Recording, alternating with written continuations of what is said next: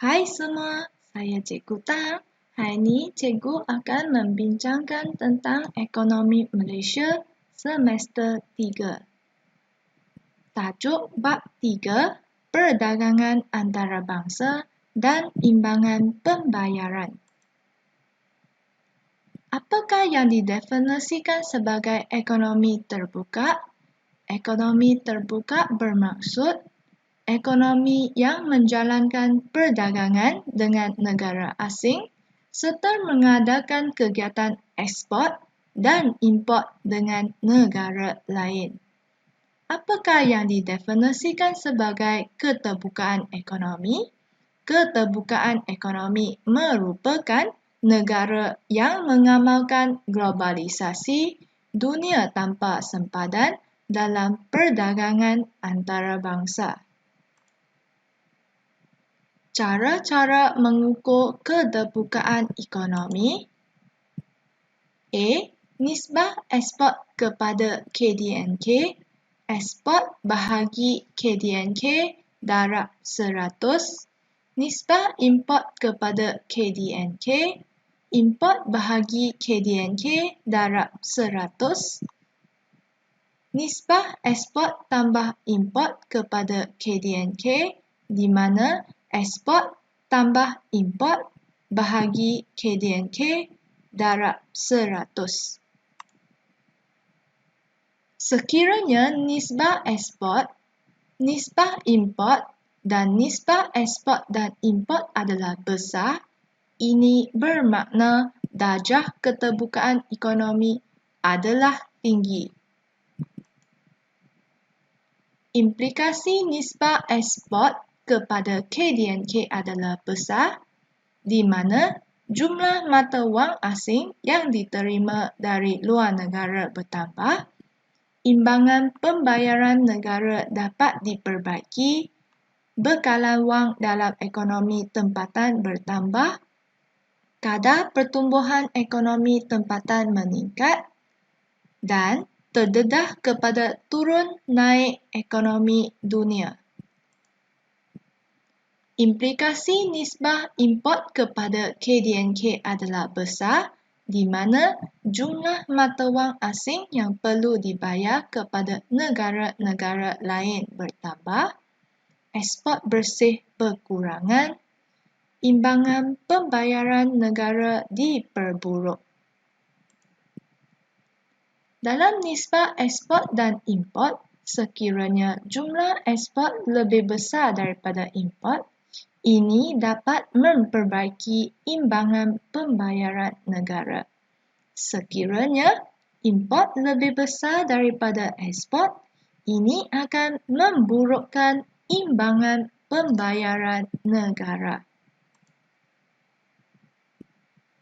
Arah aliran perdagangan antara Malaysia mengikut barangan, iaitu barangnya terdiri daripada A.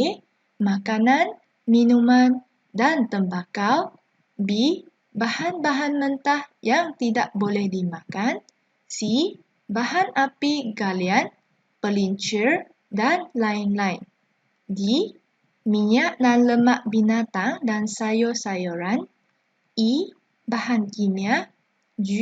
Jentera dan kelengkapan pengangkutan. H. Pelbagai barang keluaran kilang. I. Pelbagai urus niaga dan barangan.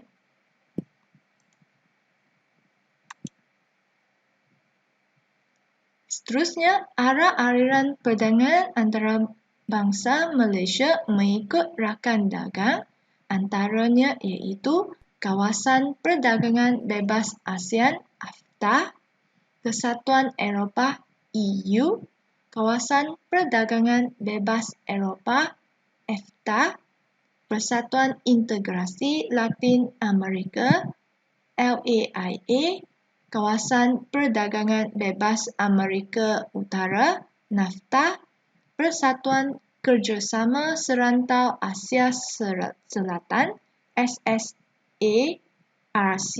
dan negara-negara lain.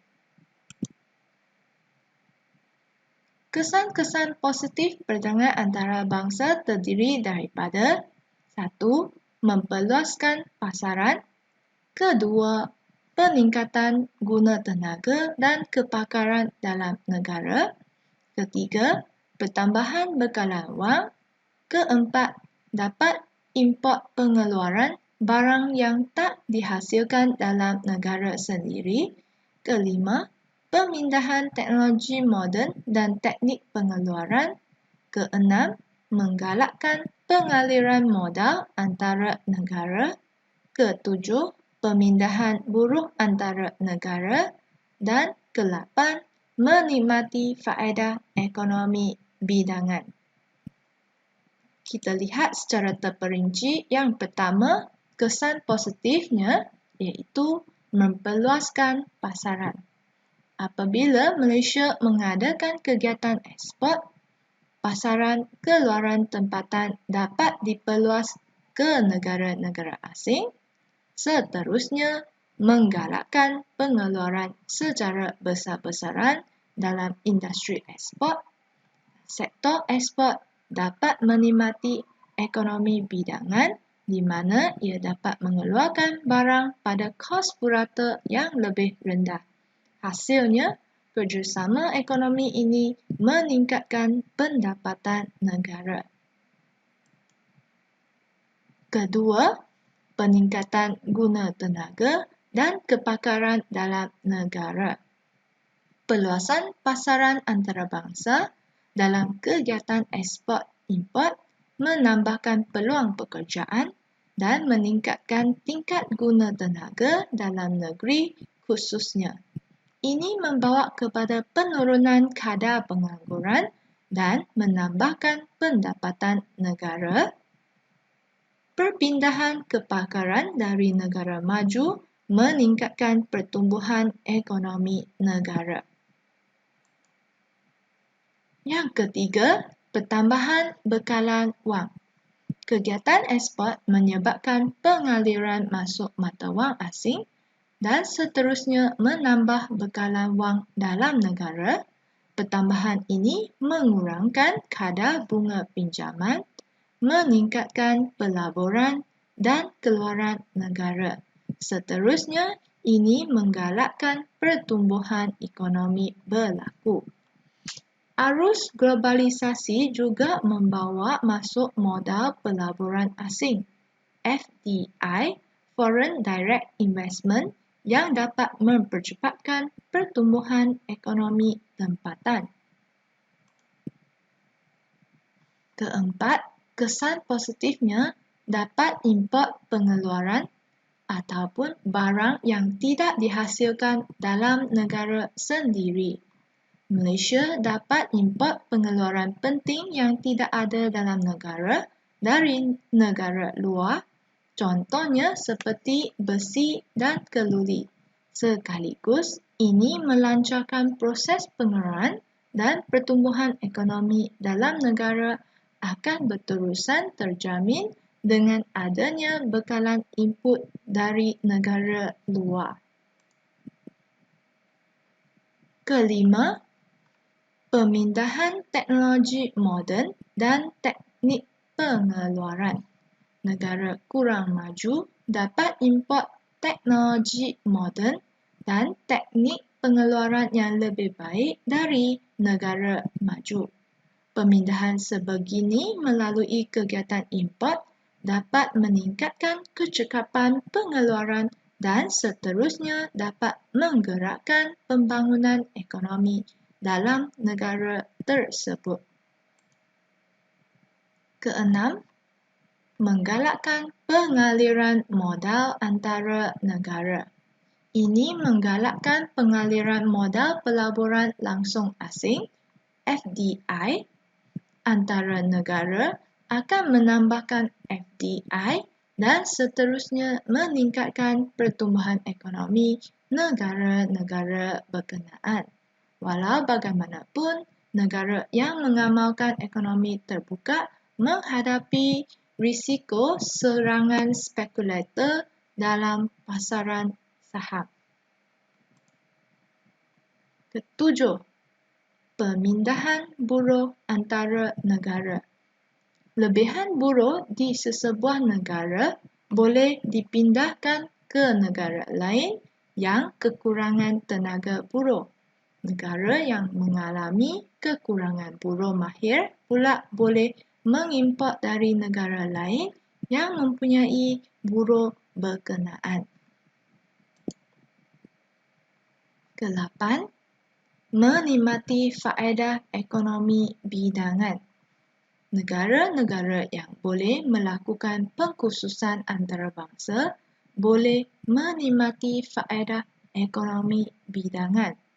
Pengeluaran secara besar-besaran atau ekonomi bidangan membolehkan negara-negara berkenaan menghasilkan banyak barang dalam kos yang lebih rendah. Seterusnya, terlihat pula tentang kesan negatif perdagangan antarabangsa. Yang pertama, berlaku inflasi diimport. Kedua, persaingan yang lebih hebat. Ketiga, pengurangan bekalan wang dalam negara. Keempat, pengaliran keluar buruh mahir brain drain. Kelima, lambakan warga negara asing. Keenam, penjajahan ekonomi. Ketujuh, merugikan negara membangun. Dan yang ke-8, imbangan pembayaran negatif. Terlihat yang pertama, kesan negatifnya iaitu berlaku inflasi diimport. Jika harga barang import semakin menaik, akan berlaku inflasi diimport. Kenaikan harga barang pengguna yang diimport menaikkan kos sara hidup rakyat. Kenaikan harga input yang diimport menaikkan kos pengeluaran sektor firma tempatan. Kedua, persaingan yang lebih hebat. Sektor firma tempatan mengalami persaingan hebat apabila negara menambah import dari negara-negara asing. Firma yang tidak dapat bersaing mungkin terpaksa menghentikan operasi dan keluar dari pasaran. Industri muda yang baru berkembang dalam negara membangun tidak dapat menikmati ekonomi bidangan, maka industri ini tidak dapat berkembang berbanding industri yang telah berkembang. Kos purata pengeluaran yang tinggi menyebabkan harga jualan yang lebih tinggi, maka permintaan adalah rendah. Ketiga, kesan negatifnya iaitu pengurangan bekalan wang dalam negara. Kegiatan import menyebabkan pengaliran keluar mata wang asing yang seterusnya akan mengurangkan bekalan wang dalam negara. Hal ini sekiranya ekspor bernilai negatif, iaitu nilai import melebihi nilai ekspor. Keempat, pengaliran keluar buruh mahir brain drain. Mobiliti buruh mahir meningkat, mereka akan cenderung berhijrah ke negara asing kerana gaji yang ditawarkan lebih tinggi serta prospek kerjaya yang lebih baik. Pengaliran keluar ini, brain drain, menghalang perkembangan pendidikan dan pembangunan R&D, Research and Development tempatan. Seterusnya, menjejaskan pembangunan ekonomi negara yang memerlukan tenaga buruh mahir. Kelima, lambakan warga negara asing. Negara maju mungkin melaksanakan lambakan di negara kurang maju. Lambakan bererti aktiviti memonopoli pasaran negara dagang dengan menjual barang pada harga yang jauh lebih rendah. Keadaan ini menyebabkan industri barang berkaitan di negara dagang kehilangan pasaran, dan wujudnya pengangguran. Keenam, penjajahan ekonomi. Membuka pintu ekonomi bererti membolehkan pasaran terdedah kepada pemonopolian oleh firma asing. Kesan daripada monopoli dan dominasi ekonomi oleh pelabur asing, kekayaan sumber negara menjadi kurang maju serta dieksploitasi. Malahan, tenaga buruh tempatan mungkin dieksploitasi dengan kadar upah yang lebih rendah. Ketujuh, merugikan negara membangun. Kebanyakan negara membangun mengeksport bahan mentah atau barang pertanian, manakala negara maju mampu mengeksport barang perkilangan. Hal ini merugikan negara membangun kerana bahan mentah dan barang pertanian yang dikeluarkan kebiasaannya adalah relatif lebih rendah. Negara yang sedang membangun perlu mengeksport jumlah barang yang lebih banyak untuk mengimport barang perkilangan yang sama nilainya. Kesannya, wujud jurang kekayaan yang besar antara negara sedang membangun dengan negara maju. Yang terakhir, ke-8, kesan negatifnya iaitu membawa kepada imbangan pembayaran negatif. Negara mundur biasanya kurang membuat pelaburan asing di luar negeri dan kurang maju dalam sektor perkhidmatannya. Imbangan pembayarannya cenderung bernilai negatif. Imbangan pembayaran negatif mengurangkan reserve pertukaran asing bagi negara mundur, seterusnya menjejaskan kadar pertukaran asing negara berkenaan. Setakat sini sahaja untuk perkongsian kali ini. Jangan lupa untuk like dan subscribe YouTube channel Cikgu Tan dan share dengan rakan-rakan anda yang lain untuk tanda sokongan dan terima kasih kepada cikgu. Bye-bye.